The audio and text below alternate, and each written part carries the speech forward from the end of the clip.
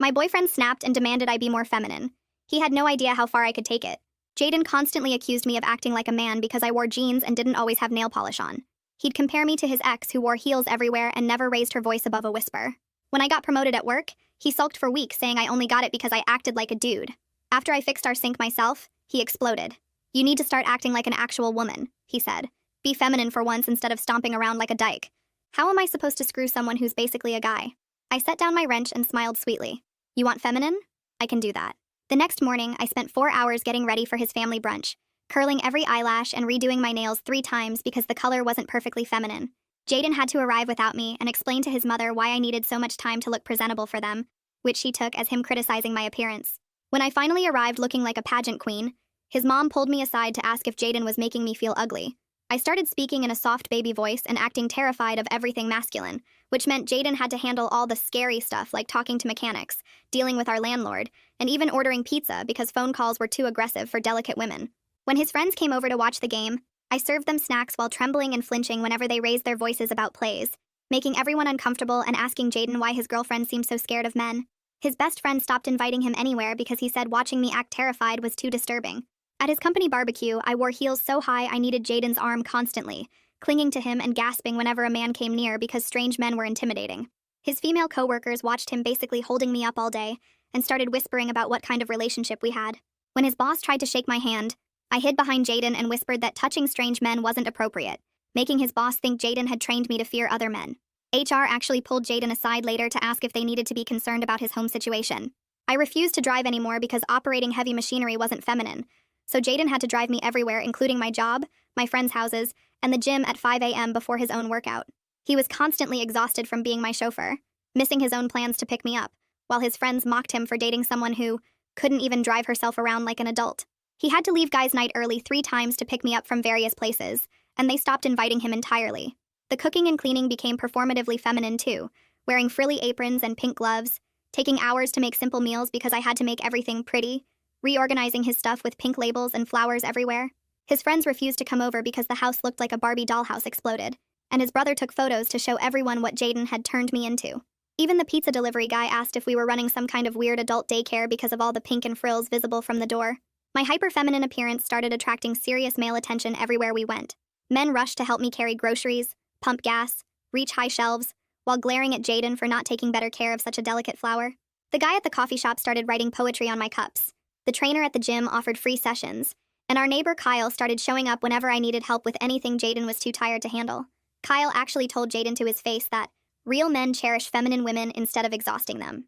Things escalated when I refused to shake hands with Jaden's boss at his promotion dinner because ladylike women don't touch men who aren't their husband. His boss was so offended and confused that he told everyone Jaden had turned me into some kind of submissive robot. The promotion went to Kyle, who spent the entire dinner fetching me drinks and complimenting how refreshingly feminine I was, while Jaden sat there seething. Kyle even pulled out my chair and helped me with my coat while pointedly saying men should treasure feminine women, not burden them. Sunday morning, Jaden was raging about losing another promotion because of my psycho-feminine act. "This has ruined everything," he screamed. "Everyone thinks I'm some controlling freak who broke you." "It's not an act," I said in my sweetest voice while doing my 3rd face mask of the day. "You wanted feminine, so this is who I am now." His phone buzzed with a text from his mom saying she'd seen me having coffee with Kyle, who'd apparently been telling everyone he wanted to rescue me from my controlling boyfriend. I watched Jaden's face go white as he realized other men were actively trying to save me from him. "Kyle asked me to dinner," I mentioned casually. "But honestly, I'm thinking about just being single and dropping this whole feminine act you demanded." I stood up delicately, careful not to smudge my nail art, and smiled. "Turns out I have a lot of options now that everyone thinks you're an abusive controller who broke me." Jaden went very quiet, and something in his expression shifted from anger to calculation. "You think you've won?" he said softly. "You have no idea what you've started." I felt my breath catch in my throat. Jaden's eyes went cold as he walked over to his laptop on the coffee table and started typing something I couldn't see from where I was standing. My stomach dropped when he turned the screen toward me and there was a folder labeled with my name and today's date. He clicked it open and dozens of files filled the screen. He'd been documenting everything too, just like I'd been playing my game. Screenshots of my transformation filled the screen, showing me before and after in side-by-side comparisons. There were recordings too, and he clicked on one where I was talking normally on the phone when I thought he wasn't home. The timestamps went back weeks, showing he'd been planning this for a while. He scrolled down and clicked on a video of me laughing with Kyle at the coffee shop, looking completely normal and not scared at all. I kept my voice sweet and confused, tilting my head and asking what all this meant while my mind raced through what he might do with this evidence. He closed the laptop with a sharp click and said we needed to have a real conversation about consequences. I giggled nervously and said I didn't understand what he meant, but he just stared at me with those cold eyes. That night I barely slept, lying still in bed and listening for any sound from his side of the apartment. Every time he shifted or got up to use the bathroom, my whole body went tense. Around 3 in the morning, I quietly got up and packed an emergency bag with my passport, some cash I'd been hiding, and a change of clothes. I hid it behind my ridiculous collection of pink throw pillows in the closet where he'd never look. Monday morning came too fast, and I maintained the act perfectly while making breakfast, wearing my frilly apron and humming softly. But I noticed Jaden watching me differently now, studying every move I made like a chess player planning moves ahead. He didn't touch his eggs, just sat there watching me flutter around the kitchen. When he got up to leave for work, he kissed my forehead and held it there too long, and it felt like a threat more than affection. His hand gripped my shoulder just a little too tight before he let go. At work, I couldn't focus on anything and kept checking my phone every few minutes.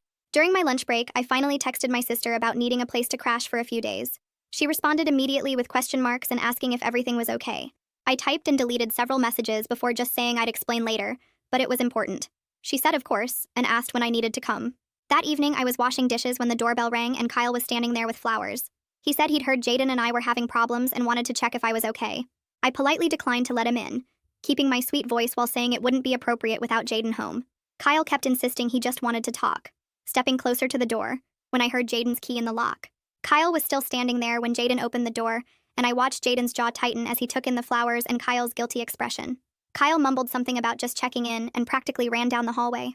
Jaden closed the door slowly and asked if Kyle had been inside, and I shook my head with wide eyes. The tension at dinner was suffocating as Jaden asked pointed questions about my day, wanting to know everyone I'd talked to and everywhere I'd gone.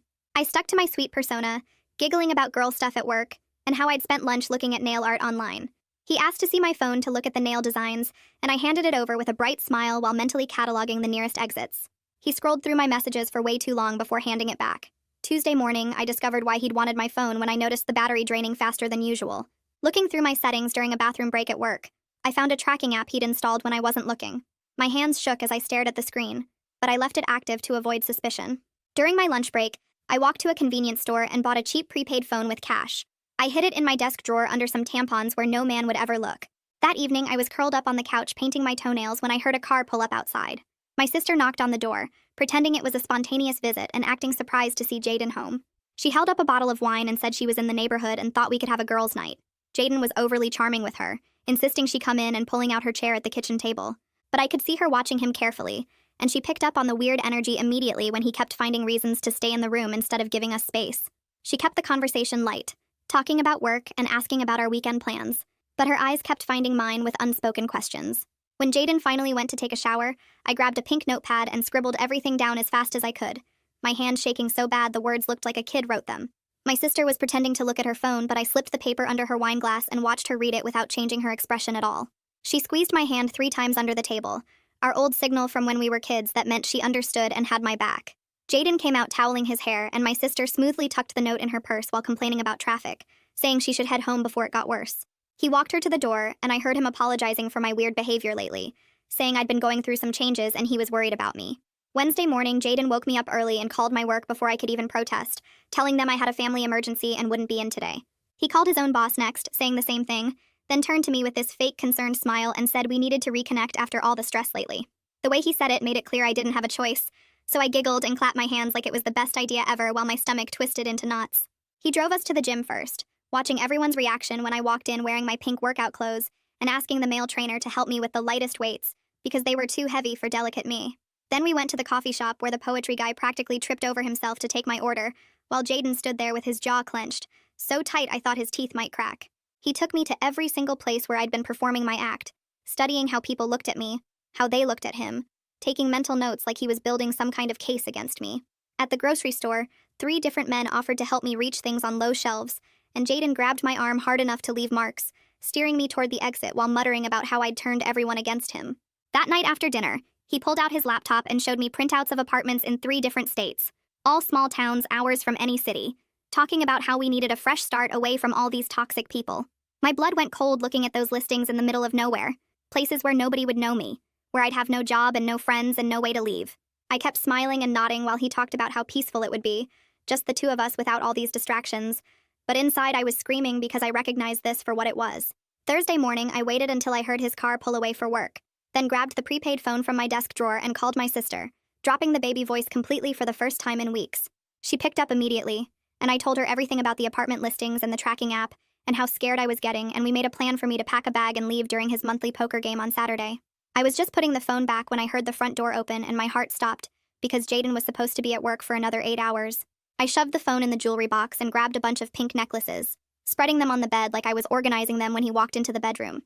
He said he forgot some files and needed to grab them, but his eyes swept the room like he was looking for something specific, and I kept babbling about how I was color coordinating my accessories while praying he couldn't hear my heart pounding. He mentioned casually while gathering his papers that he was thinking about skipping poker this weekend, since we'd been having such a nice time reconnecting. Maybe we could drive out to look at one of those apartments instead. I giggled and said that sounded wonderful, while inside everything collapsed because Saturday was my only chance to get out safely, and now he was taking that away too. Friday morning his phone rang while he was in the shower, and I saw it was his mother calling, so I answered in my sweetest voice, and she immediately asked if I was okay. She said Jaden had been texting her all week about my concerning mental state and sudden personality changes, asking if there was any history of mental illness in my family. I realized with a sick feeling that he was laying groundwork, creating a paper trail that would make anything I said sound like I was having some kind of breakdown. At work that morning, I'd barely sat down at my desk when HR called me in for a meeting, their faces all gentle concern as they explained Jaden had called them yesterday. He'd expressed worry about my recent behavioral changes and asked if they'd noticed anything unusual, suggesting maybe I needed some time off to deal with whatever was happening. They asked careful questions about whether I felt safe at home and if I needed any resources, clearly trying to figure out if I was abused or having a mental health crisis. I had to sit there in my pink dress maintaining my sweet act while navigating their questions, knowing that dropping it now would only confirm Jaden's story that I was unstable. During my lunch break, I locked myself in the bathroom stall and texted my sister from the prepaid phone that things were getting worse, and I needed to leave immediately. She texted back that she'd be there tomorrow with her boyfriend and his brother as backup, and they'd get me out no matter what Jaden tried to pull. That evening after dinner, Jaden pulled out his phone and started scrolling through his social media while I cleared the table in my frilly apron. He looked up at me with that same calculating expression from earlier and said we should deactivate our accounts to focus on our relationship. My stomach twisted, but I kept my sweet smile frozen in place and nodded like it was the best idea ever. He watched me delete the apps from my phone right there at the kitchen table, his eyes never leaving my hands. I went to bed early claiming I needed extra beauty sleep, but really I just laid there staring at the ceiling and counting down the hours until Saturday. The next morning, I woke up to find my laptop open on the kitchen counter with all my social media accounts showing error messages. Jaden was already awake making coffee and mentioned casually that he'd helped me finish deactivating everything since I'd seemed so tired last night. He'd also changed all the passwords to our streaming services for security reasons and would give me the new ones later. My phone buzzed with a text, and Jaden grabbed it before I could reach it. His face darkened for a second before he forced a smile and handed it to me. My sister had texted him directly since she couldn't reach me, reminding him about our girls' day that had been planned for weeks. She was already on her way and would be there in an hour to pick me up for our spa appointment and shopping trip. Jaden's jaw worked as he typed back that, of course I could go, he'd never stop me from seeing family. I rushed to get ready in my most feminine outfit, while Jaden sat on the bed watching me apply makeup with that same studying look. The doorbell rang exactly an hour later, and I hurried to answer it with Jaden right behind me. My sister stood there with her boyfriend Mark and his brother Tom, who she explained just happened to need a ride to the same area. Jaden's mask slipped for just a second, his eyes going hard and cold before he recovered and became the perfect concerned boyfriend. He helped me into my coat and reminded me to be careful, his hand squeezing my shoulder just a little too tight. I kissed his cheek and promised I'd text him every hour, then followed my sister to the car where the men were waiting. As soon as we pulled away from the curb, I told my sister I needed to grab some things from my room for our sleepover tonight. Jaden stood in the doorway watching as I packed my overnight bag, commenting on each item I folded. I managed to slip into the bathroom with my makeup bag and grabbed the envelope I'd hidden behind the toilet tank weeks ago. My hands shook as I stuffed my birth certificate, passport, and emergency cash into the bottom of my cosmetics case. Back in the bedroom, I added my grandmother's jewelry box to the bag, while chatting about nail polish colors. Jaden finally went to make himself lunch, and I quickly grabbed the folder from under the mattress with my work documents and tax returns. Everything went into the pink overnight bag between layers of frilly pajamas and hair accessories. Jaden walked me to the car and leaned in to kiss me goodbye, whispering that he'd pick me up tomorrow morning at 10 sharp. The second the car turned the corner, I dropped the baby voice completely and told Mark to drive fast and take random turns. My sister grabbed my hand as I started shaking, the months of constant performance finally crashing down on me. Tom kept checking the mirrors while Mark took us on a winding route through 3 different neighborhoods. We stopped at a gas station where I threw my phone in the trash, and my sister gave me an old one she'd brought. An hour passed before Jaden started calling my sister's phone repeatedly. She let it go to voicemail each time while we documented everything on Tom's phone. The first few messages were concerned, asking if I was okay and when I'd be home. By the 5th message, his voice had shifted to anger, demanding to know where I was. The 10th message was completely calm and professional, as he stated he'd filed a missing person report due to my recent unstable behavior and mental health concerns. Mark immediately called his friend from law school who specialized in domestic cases while Tom drove us to my sister's apartment. We spent the rest of Saturday night organizing all the evidence I'd been secretly collecting. Screenshots of Jaden's controlling texts, photos of the tracking app he'd installed, recordings I'd made of his rants about my appearance. The lawyer said we had enough for a restraining order and would help file it Monday morning. She also advised us to go to the police station first thing Sunday to address the false missing person report. Sunday morning, we arrived at the police station with all our documentation in a neat folder. The officer at the desk looked skeptical at first until I showed him the tracking app still active on the old phone. His expression changed when he saw the location history showing Jaden had been monitoring everywhere I went for weeks. We played him one of the recordings where Jaden screamed about me embarrassing him by being too feminine after demanding I be more feminine. The officer took notes and agreed to mark the missing person report as a domestic situation requiring special handling. Throughout Sunday, my sister's phone buzzed constantly with texts from different numbers I didn't recognize. Each one was from Jaden using burner phones or apps, alternating between saying he was worried sick and threatening to share videos of me. Some messages claimed I was mentally ill and needed help, while others accused me of being a manipulative witch who'd ruined his life. We screenshot every single message and added them to our growing evidence file. The lawyer texted that she'd already started preparing the restraining order paperwork for tomorrow's filing. Monday morning came too fast, and I barely slept, checking my phone every few minutes even though I knew Jaden couldn't reach me on the new number. My sister drove me to the lawyer's office downtown, a small building squeezed between a dry cleaner and a sandwich shop. The lawyer was younger than I expected, maybe early 30s, with folders already spread across her desk when we walked in. She reviewed everything we'd brought, nodding at the tracking app screenshots and frowning at the messages from the burner phones. She explained that we had solid grounds for a restraining order based on the tracking alone, but the escalating messages made it even stronger. The whole meeting took 2 hours, going through every detail of Jaden's behavior over the past few weeks, and she kept taking notes on her yellow legal pad. She said she'd file the emergency order today, and we'd probably have a hearing by Wednesday. On the drive back to my sister's place, my old phone started buzzing in my purse where I'd left it turned on to keep collecting evidence. Kyle had somehow found out I'd left Jaden, probably from social media or mutual friends, and the texts started coming fast. First, he offered to help me move my stuff. Then he wanted to take me to dinner to make sure I was okay. Then he said he had a spare room if I needed somewhere to stay. Each message got pushier than the last, and by the 10th one he was saying Jaden never deserved me, and he'd been waiting for this chance. I showed my sister the messages, and she grabbed the phone, reading them with her mouth dropping open. I realized I'd basically traded one problem for another, creating this whole mess with my stupid revenge plan. The lawyer called that afternoon saying she'd filed for the emergency restraining order and included all our evidence about the tracking and threats. The hearing was set for Wednesday morning at 9, and she'd already sent notice to Jaden's last known address. She warned me to stay alert because people sometimes react badly when they get served with these papers. Tuesday, I had to go back to work, and my sister insisted on driving me even though it meant she'd be late for her own job. I walked into the building feeling like everyone was staring at me, even though they couldn't possibly know what was happening. Around lunch, the security desk called my extension, saying my boyfriend was in the lobby worried about me. My stomach dropped and I asked them not to let him up, explaining there was a restraining order being processed.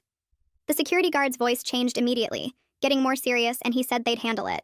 20 minutes later, he called back saying Jaden had told them I was mentally ill, and he was concerned for my safety, but they'd asked him to leave the property. I gave them the case number for the restraining order filing, and they said they'd add it to their incident report. HR called me an hour later, asking me to come to their office immediately. The head of HR and my direct manager were both there, looking concerned and confused. They said Jaden had called them yesterday claiming I was having a mental breakdown and might be dangerous to myself or coworkers. I took a deep breath and told them everything, starting with Jaden's demands that I be more feminine, then my whole revenge plan with the pink stuff and baby voice, and finally his tracking and threats. They sat there stunned as I showed them the screenshots and explained about the restraining order. My manager actually laughed when I described making Jaden explain to his mom why I needed 4 hours to get ready, but the HR director looked horrified at the whole situation. They assured me the company would support me completely, and offered to have security escort me to my car for the next few weeks.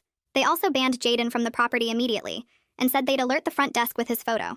That evening, my sister and I searched online for studio apartments, finding one across town that was available immediately. It was tiny, just one room with a kitchenette and a bathroom, but the building had good locks and security cameras in the hallways. The landlord could meet us tomorrow after the court hearing to show us the place. We filled out the application online, and my sister offered to co-sign since my credit was tangled up with Jaden's on our old apartment. Wednesday morning arrived, and I put on my most normal, professional outfit for court. No pink anywhere. The courthouse was busier than I expected, with people lined up at metal detectors and lawyers rushing around with rolling briefcases.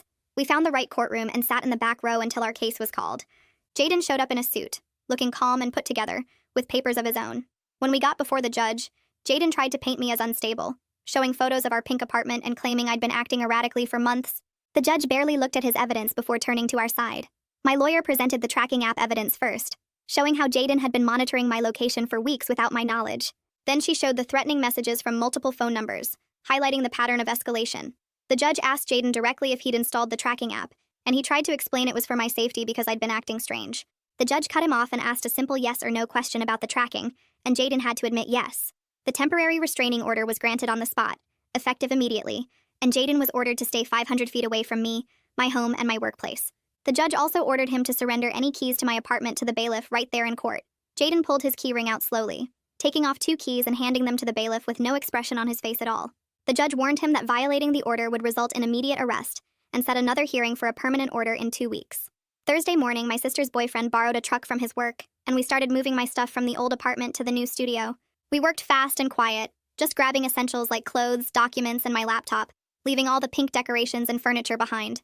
Every car that passed made me jumpy, checking to make sure it wasn't Jayden, even though I knew he couldn't legally come near me. We were carrying boxes down to the truck when Kyle appeared at the end of the hallway, smiling like he'd won something.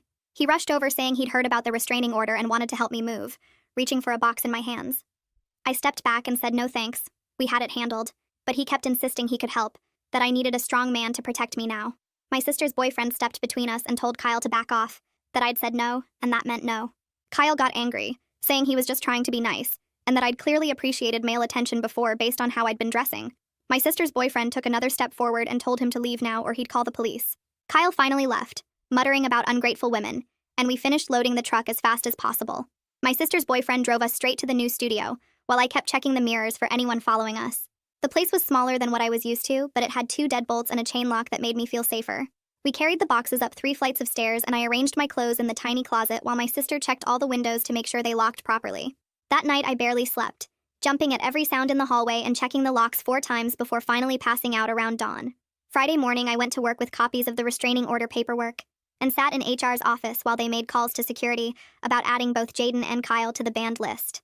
The security guard at the front desk took their photos from social media and printed them out to post at all entrances. My boss let me park in the executive garage with better lighting and cameras after I explained the situation. The weekend dragged by with me basically hiding in the studio, while my sister stayed over to keep me company. We ordered Chinese food instead of going out and watched old movies while I obsessively checked that the blinds were completely closed. Every time someone walked past the door, I froze until their footsteps faded away. My sister made a grocery run for me because I was too scared to leave, bringing back enough food for a week and new batteries for the smoke detector that kept beeping. Monday morning, my sister called me at work saying Jayden's mother had contacted her through Facebook. She read me the messages where his mom said Jayden was devastated and had started therapy to work on his issues. The woman never directly asked me to drop the order, but kept mentioning how this was ruining her son's life and how he'd never meant any real harm. My sister blocked her after sending back a short message saying all communication needed to go through lawyers. I made an appointment with a therapist that my company's employee assistance program recommended. Walking into her office that Thursday, I sat on her couch and started talking about the whole stupid game I'd played. Halfway through explaining the pink decorations and baby voice, I started crying so hard I couldn't breathe. She handed me tissues and waited while I admitted how scared I was now, how the game had gone way too far and I didn't know how to feel safe anymore. The therapist listened to everything without judgment, then helped me understand that my elaborate revenge might have been over the top, but Jayden's response showed who he really was underneath. She pointed out that tracking apps and threats weren't normal reactions to relationship problems. We spent the rest of the session making a safety plan with specific steps for different scenarios. 3 weeks crawled by without any incidents, though I still checked my locks multiple times every night and took different routes to work each day. I started sleeping a little better, only waking up twice a night instead of every hour. The therapist taught me breathing exercises that helped when I felt panic rising in my chest. HR called me into a meeting where they told me Jayden's boss had reached out to them about putting Jayden on administrative leave. Apparently, 2 other women from his department had come forward with complaints about inappropriate behavior after hearing about my situation. The company was conducting a full investigation that would probably take several weeks. A month after the separation, HR informed me that Jayden had been terminated from his position. Kyle had gotten the promotion permanently, though I'd already blocked him on everything after he kept trying to send me flowers and showing up at the coffee shop where he knew I used to go. My sister came over that weekend with paint samples and we started planning how to redecorate the studio in my actual style. We packed up all the pink stuff I'd bought for the act, laughing about maybe having a bonfire but deciding to donate it to a community theater group instead. They were thrilled to get 3 boxes of frilly aprons, pink accessories, and costume jewelry for their upcoming production. The studio started feeling more like home with my regular clothes back in the closet, and my comfortable furniture arranged how I liked it. 2 months after leaving Jayden, I could finally sleep through most nights without waking up in a panic. The therapist said I was making good progress processing both the relationship and my own role in how things escalated. We worked through my guilt about the manipulation, while also validating my fear about Jaden's response. She helped me see patterns I'd missed before, like how he'd always found ways to make me feel small, even before I started the feminine act. I learned to recognize the difference between normal relationship conflicts and controlling behavior that could turn dangerous. My lawyer called 3 weeks later with news that made me drop my coffee mug. Jaden had packed up and moved back to his parents' house in another state, according to the court filing. The judge made the restraining order permanent since he didn't show up to contest it. I spent the rest of that day walking around my studio, touching all my normal clothes and regular furniture, finally feeling like the air was mine to breathe again. Work got easier after that, and I stopped looking over my shoulder in the parking lot. My boss pulled me into her office 6 months later with a promotion offer based on my actual performance numbers. HR mentioned during the paperwork that they'd created new harassment policies because of what happened with my case. The raise meant I could afford a bigger place, but I liked my little studio with its good locks and security cameras. Dating felt impossible at first, but my therapist kept reminding me that not every guy was Jaden. I met someone at my sister's birthday party 8 months after everything ended. He laughed when I told him the pink story over coffee, but understood why I'd felt cornered enough to do it. We took things slow, and he never once complained about my jeans or work schedule.